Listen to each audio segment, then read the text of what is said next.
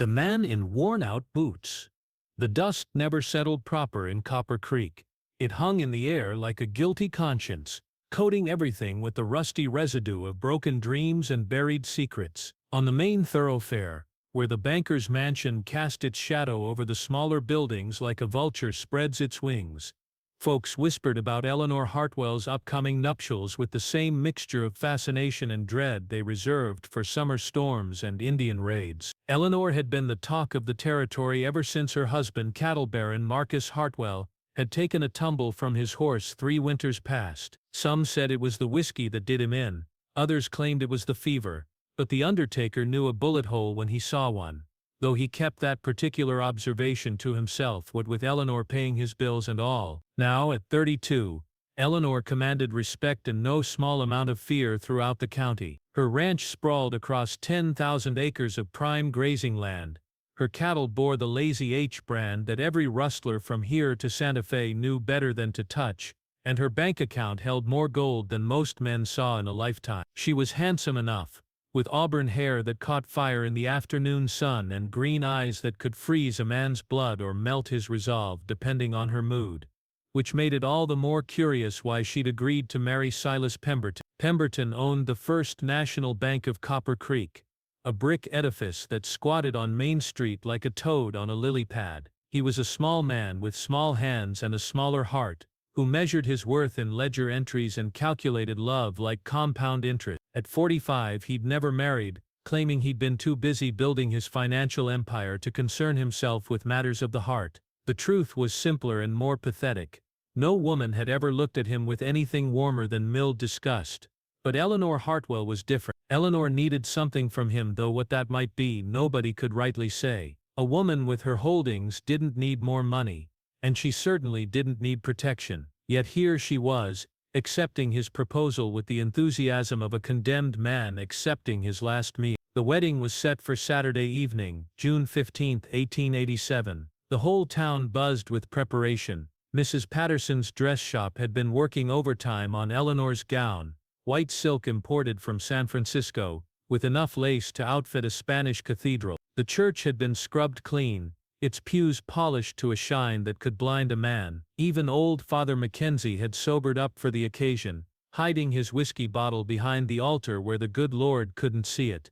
But it was the stranger who had everyone's tongues wagging. He'd ridden into town 3 days before the wedding, sitting tall in the saddle of a paint horse that had seen better years. Everything about him spoke of hard miles and harder times. His black hat was faded to charcoal. His duster coat bore patches and tears that told stories of thorns and bullets, and his boots, Lord, those boots were something to behold. Once they might have been fine leather, but now they were held together with rawhide strips and determination, worn thin at the heels and split along the sides where his feet had grown too big for their brittle confine. He was tall and lean as a whip, with sun-weathered skin that spoke of years under the open sky. His hair was dark as a moonless night and hung past his collar, and when he tipped his hat to the ladies they caught glimpses of eyes the color of winter storm cloud. He carried himself with the easy confidence of a man who'd faced death and come away unimpressed, and the Colt .45 on his hip looked as natural as another man's pocket watch.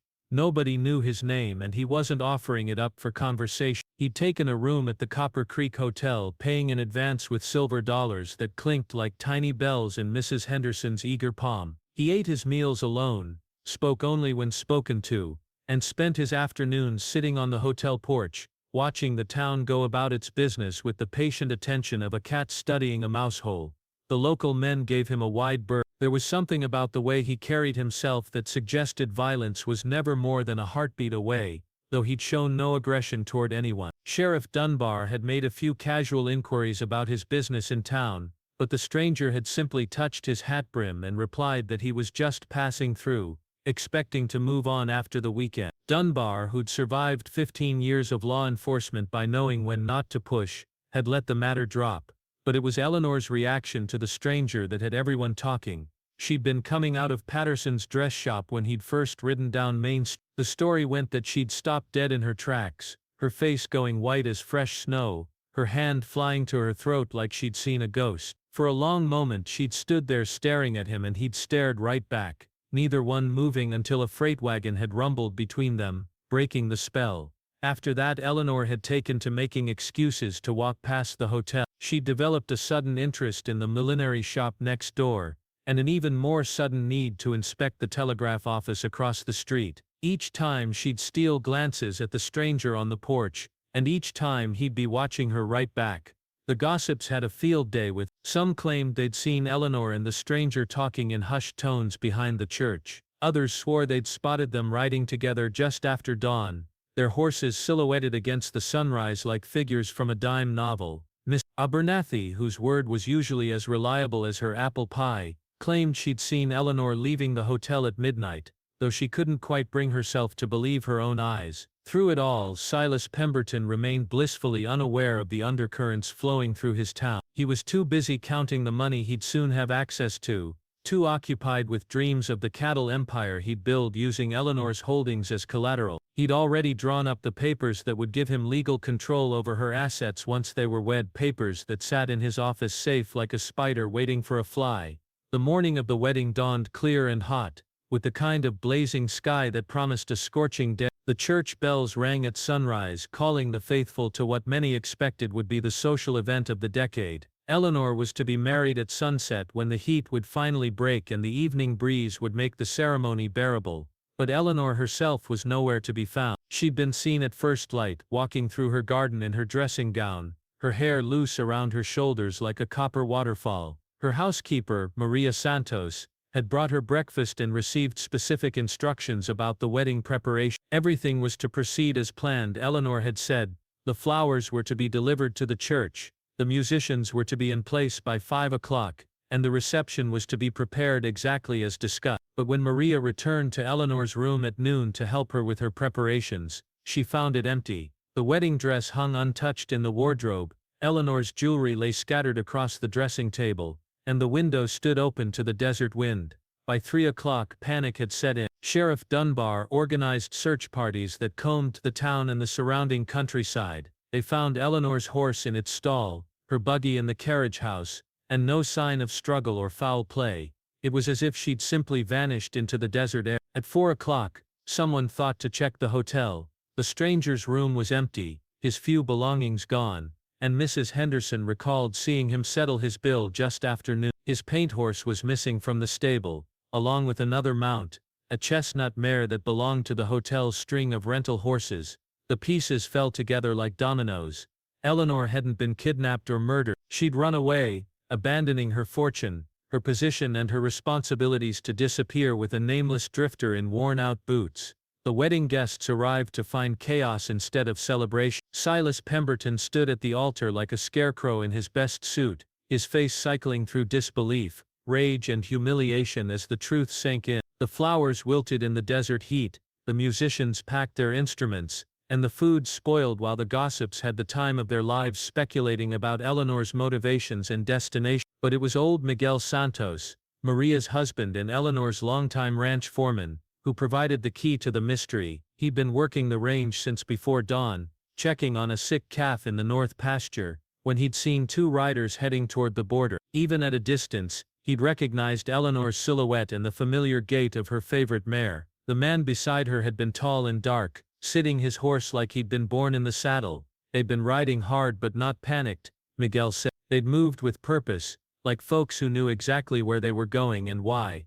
As he'd watched them disappear into the heat shimmer, Miguel had noticed something else. Eleanor had been laughing. The search parties fanned out across the territory, following every trail and questioning every soul they encountered. But Eleanor and her mysterious companion seemed to have vanished as completely as morning mist. Some claimed to have spotted them heading toward Mexico, others swore they'd seen them riding north toward Colorado. A few romantic souls insisted they'd glimpsed the pair boarding a train in El Paso, bound for parts unknown. As the days turned into weeks, the truth began to emerge in bits and pieces, like water seeping through a cracked foundation. Maria Santos, loyal despite her fears, finally revealed what she'd known all along. The stranger hadn't been a stranger at all, at least not to Eleanor. His name was James Donovan, and he'd been Eleanor's first love, the man she'd planned to marry before her father had arranged her union with Marcus Hartwell. James had been a cowboy then, the son of a dirt-poor rancher, whose spread barely supported his family. He'd had nothing to offer but his strong hands and willing heart,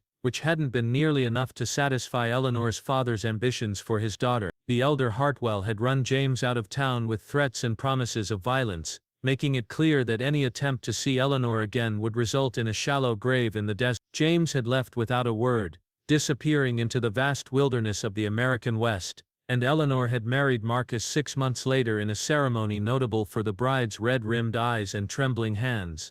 For 15 years, she'd lived the life her father had chosen for her. She'd been a dutiful wife to a man she'd respected but never loved, had built an empire from sand and sweat, and had buried her dreams so deep she'd almost convinced herself they'd never existed.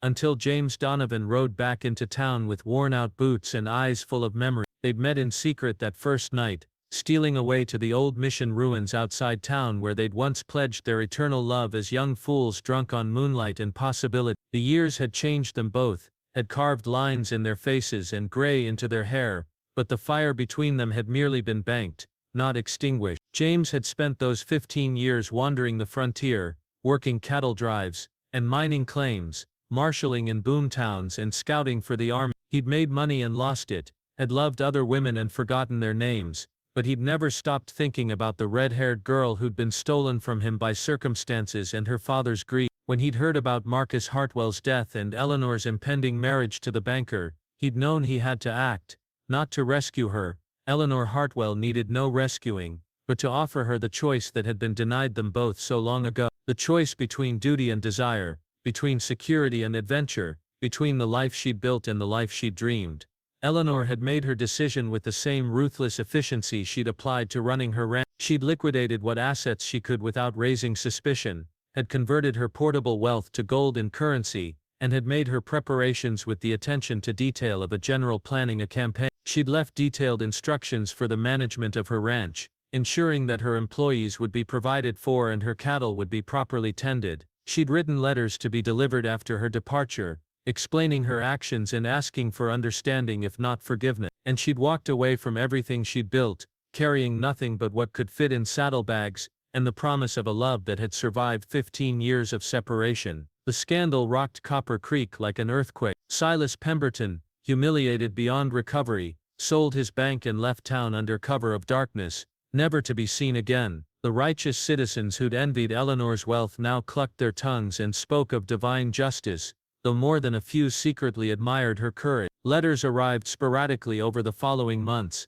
postmarked from various territories and bearing no return address. Maria Santos would read them in the privacy of Eleanor's abandoned study, then burn them as instructed. The letters spoke of cattle ranches in Montana, of gold claims in Alaska, of a small spread in Oregon where the grass grew green and the water ran clear, but mostly they spoke of happiness, of laughter shared over morning coffee, of hands held during evening walks, of love finally given its proper place in the order of things. Eleanor had found what she'd been searching for all her life, even when she hadn't known she was searching. New scandals replaced old ones, and Eleanor Hartwell, now Eleanor Donovan, though she still went by her maiden name of Eleanor McKenna in the places where they settled, became just another story told around the fire on cold winter nights. The legend grew in the telling, the rich widow who'd abandoned everything for love, who'd chosen a man in worn-out boots over a banker's gold. Some said it was foolish, the act of a woman driven mad by loneliness and desperation. Others called it romantic, the sort of grand gesture that belonged in novels and plays, but those who'd known Eleanor best understood it for what it really was, the act of a woman finally brave enough to choose her own path, regardless of the cost. The last anyone in Copper Creek heard of Eleanor and James, they were running a horse ranch in the Colorado Territory, breeding fine stock and living simply under names nobody thought to question. A traveling preacher who'd stopped by their spread described them as content in a way that went bone deep, like folks who'd finally found their proper place in the world. Eleanor's hair had gone silver, the preacher said, and James's boots were still held together with rawhide and hope. They had lines around their eyes from squinting into sun and wind, and their hands were calloused from honest work. But when they looked at each other across their kitchen table sharing coffee and conversation in the morning light, they seemed to glow with an inner fire that no amount of hardship could extinguish. In the end, perhaps that was what mattered most. Not the money left behind or the scandal created, not the empire abandoned or the conventions shattered, but the simple truth that love, real, honest, enduring love, was worth any sacrifice. The desert wind still blows through Copper Creek, carrying dust and secrets in equal measure. The banker's mansion stands empty now, its windows boarded and its garden overgrown with thorns. But sometimes when the light is just right and the wind carries the scent of sage and possibility, folks swear they can see two riders on the horizon, heading toward a sunset that promises all the tomorrows they'd ever dreamed of. And if you listen carefully on those still desert nights, you might hear the echo of laughter carried on the wind, the sound of a woman who'd finally found the courage to choose love over everything else, who'd traded a gilded cage for the open sky and never looked back. That's the way the story ends in Copper Creek anyway. Whether it's true or just another tale spun from wishful thinking and desert heat, well, that's for each soul to decide for themselves. But one thing's certain, every woman who hears the story of Eleanor and her man in worn-out boots, feels something stir in her heart, a reminder that sometimes the greatest adventures begin not with a journey to somewhere new, but with the courage to leave somewhere old behind.